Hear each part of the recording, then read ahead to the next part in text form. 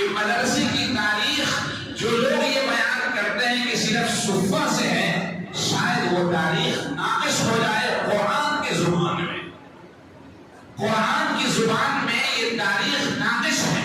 قرآن کی زبان میں تو تاریخ یہ ہے کہ اللہ معین اور فرشتے اور حضرت آدم اس کے متعلقین شاگرد ہیں اور جنت کا ماحول ہے، ایک پاکیزہ ذات ہے جو تعلیم دے رہی ہے، اور ایک طرف انسان بھی ہیں، ملک بھی ہیں، وہ دونوں خدا کے متعلمین اور شاگرد ہیں، احکام کو دونوں لے رہے ہیں، ایک نے محفوظ نہیں کیا، دوسرے نے محفوظ کیا،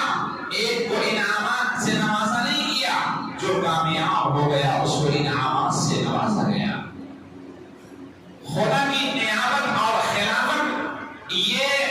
فرشتوں کا کام نہیں تھا، کیونکہ فرشتوں کے اندر خیر اور شر یہ دونوں مادے نہیں رکھے گئے، انسان کے اندر خیر اور شر یہ دونوں مادے رکھے گئے، اسی لیے زمین کا نظام جب قائم ہوا اور یہ حضرت آدم علیہ السلام زمین پہ تشریف لائے تو حابیل اور قابیل کے درمیان قتل کا جو واقعہ ہوا، یہی خیر اور شر کی سب سے پہلی علامت اور مثال بنی۔